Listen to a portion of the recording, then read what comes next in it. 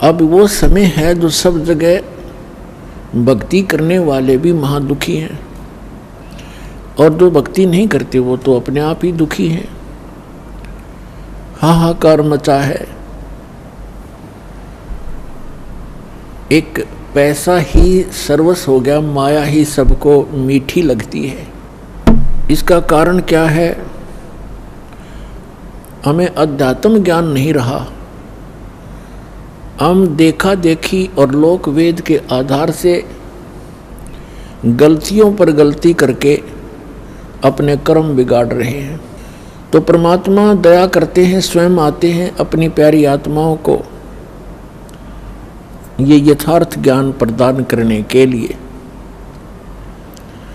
ये समागम जो सत्संग चल रहा है ये उसी उपलक्ष्य में है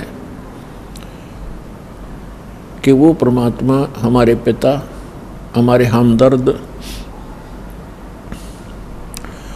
सर्व पाप नाशक, सर्व सुखकारी, मंगलकारी, पाप हरण करने वाले हमारे जनक, हमारे पिता,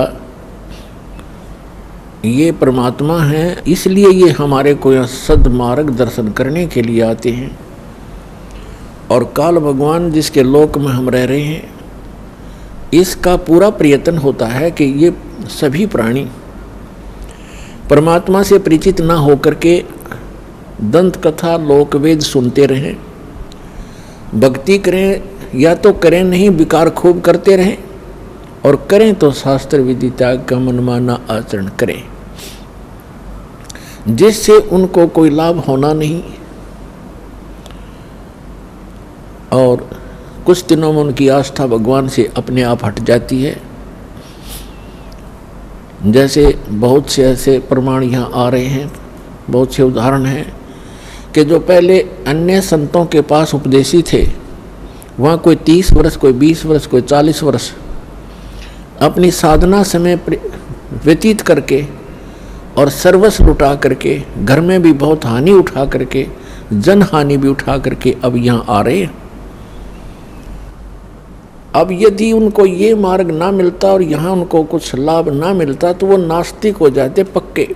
और काल यही चाहता है कि ये ऐसी भक्ति करें जिससे इनको कोई अध्यात्म ज्ञान, आध्यात्मिक लाभ ना हो, यानी परमात्मा की तरफ से कोई लाभ इनको महसूस ना हो, और ये कुछ दिनों में भक्ति साधना त्याग दें और मेरे जाल में फंसे ही रहे। और वो परमात्मा दयालु आते हैं, उनकी उस परमात्मा का प्रयत्न होता है कि मेरी आत्माओं में परमात्मा की चाह, उसकी कसक और उसके गुण समाये रहें। और वो कब तक? इस बीचली पीढ़ी तक, जो सन 1997 में 5505 वर्ष कलयुग बीत चुका है। यहाँ तक परमात्मा ने आपको ये भक्ति की आस्था बना के, भगवान में आपकी आस्था बनाए रखकर इस समय तक लाना था। इसलिए वो परमात्मा चारों युगों में आते हैं। क्या बताते हैं? सतयुग में सत सुकृत कह टेरा, त्रेता नाम मुनींद्र मेरा, द्वापर में करुणा में कहाया, कलयुग नाम कबीर धराया। चारों युग में मेरे संत पुकारे, कूक कहा हम हेल रे, हीरे माणक मोती बरसे, ये जग चुगता डेल रे।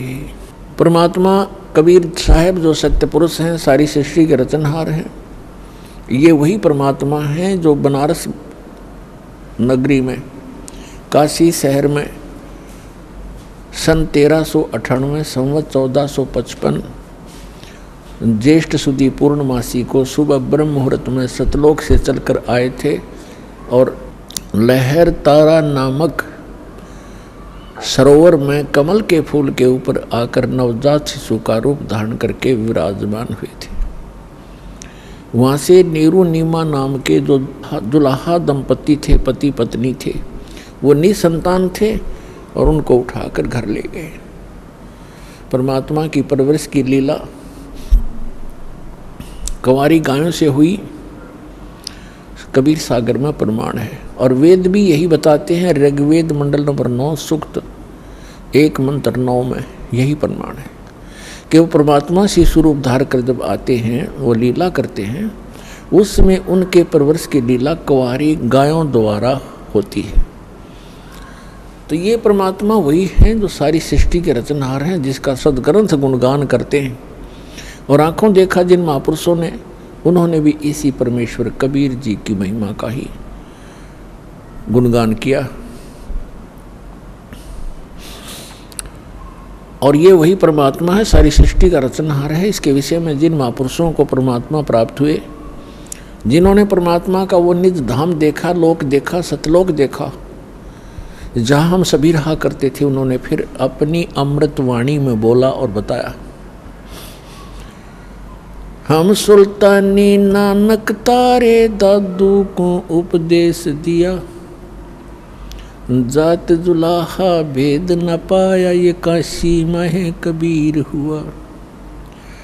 अनंत कोटि ब्रह्मांड का एक रति नहीं भार, सतगुरु पुरुष कबीर हैं कुल के सिरजनहार।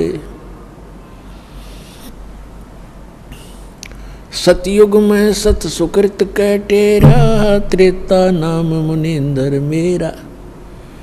सतयुग में परमात्मा सतसुकृत नाम से आए, ऐसे ही कमल के फूल के ऊपर सरोवर के अंदर विराजमान हुए नवजात शिशु बना करके। वहाँ से एक विद्याधर नाम के ब्राह्मण और उनकी पत्नी दीपिका, वो निसंतान थे, परमात्मा को घर ले गए और कुंवारी गायों से उनकी परवरिश हुई। 5 वर्ष की आयु में, 4 वर्ष की आयु में मनु जैसे जो विद्वान प्रसिद्ध हो रहे थे, पाक रहे थे, उनके छक्के छुड़ा दिए। उनको जबान नहीं छोड़ी उनके मुख में। और एक ही प्रश्न परमात्मा किया करते थे, कौन ब्रह्मा का पिता है, कौन विष्णु की माँ, शंकर का दादा कौन है, ऋषि जी मोहे बता। उनके पास कोई उत्तर नहीं था। उल्टा परमात्मा के साथ ही वो बेहुदा व्यवहार करने लग जाते थे। ये झूठा है, ये कपटी है, ये पता नहीं कहाँ किस जाति का है। वहाँ पर एक पढ़ा मिला था, विद्याधर के घर आ गया, ब्राह्मण के घर। ये ऐसी ऐसी नीच बातें वो परमात्मा के लिए बोलने लगे, विषय बदल दिया करते थे। इसी प्रकार परमात्मा त्रेता युग में मुनिंदर नाम से प्रसिद्ध हुए। उस समय वही आत्मा जो विद्याधर और दीपिका वाली थी, वो दोनों त्रेता युग में फिर ब्राह्मण कुल में ही उनका जन्म था। दोनों का संयोग होया। उनके नाम थे वेदविज ब्राह्मण पंडित और सूर्या नाम की उसकी पत्नी जो दीपिका थी, वो सूर्य नाम से जन्मी, पुनर्जन्म हुआ। ऐसे ही वो निसंतान थे। परमात्मा फिर उनको ऐसे ही सरोवर के ऊपर कमल के फूल पर सुबह सुबह मिले, वो उठा करके घर ले गए। उस समय परमात्मा ने उन ऋषि महर्षियों को सबको निरुत्तर कर दिया। सभी परमात्मा के साथ अच्छा व्यवहार नहीं करते थे और उनको ऐसे ही उलाहने दिया करते, ताने लगाते थे, व्यंग कसते थे कि ना जाने तो किस जाति का है, वेद बीज को कहाँ पड़ा मिला था। जब त्रेता युग में परमात्मा आए हुए थे, उस समय की एक कथा सुनाते हैं, परमेश्वर की सुप्रसिद्ध है। हम एक भक्त ने प्रश्न किया था, जब दास गांव में घर घर में सत्संग करने जाता था, उसने सत्संग सुनने से पहले कहा, जी मैं रामायण को बहुत अच्छी तरह पढ़ता हूँ और गहनता से उसका अध्ययन करता हूँ। मुझे 1-2 प्रश्न ऐसे खटक रहे हैं जिनका मुझे किसी भी मंडलेश्वर के पास, किसी भी संत ऋषि आचार्य शंकराचार्य संत महात्मा के पास उसका उत्तर नहीं मिल पा रहा। उत्तर वो देते हैं अपने ढंग से, पर मेरी संतुष्टि नहीं होती। मैंने कहा, बोलो भाई बताओ क्या प्रश्न है आपका। उन्होंने कहा कि रामायण के अंदर मंदोदरी जो रावण की पत्नी और विभीषण, उनकी ऐसी वाणी है रामायण के अंदर, उन्होंने जो विचार व्यक्त किए हैं उस राक्षस नगरी के अंदर, ऐसे शुभ विचारों के ये आत्मा कहाँ से आ गई, इनको ये ज्ञान कहाँ से प्राप्त हुआ।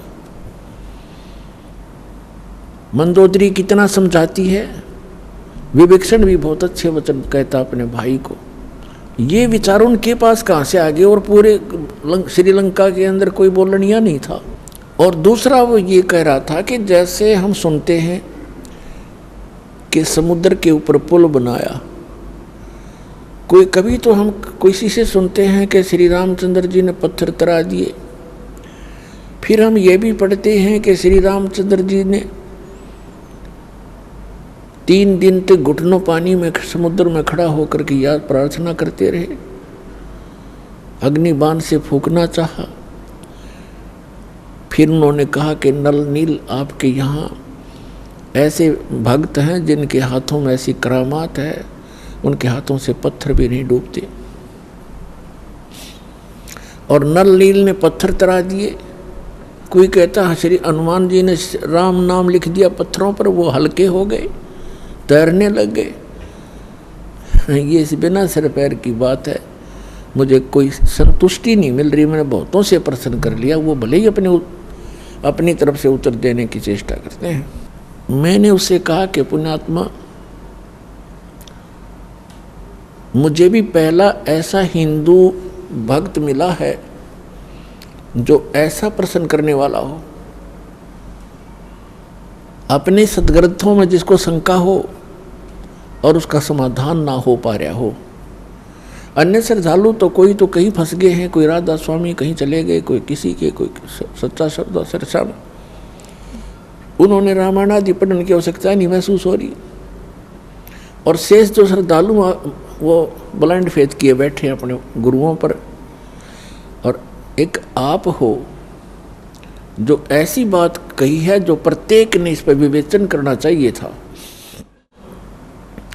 और इसके लिए यदि मैं आपको उत्तर दूंगा अभी, तो आपकी बुद्धि कैच नहीं कर सकती, क्योंकि आप बालक हो।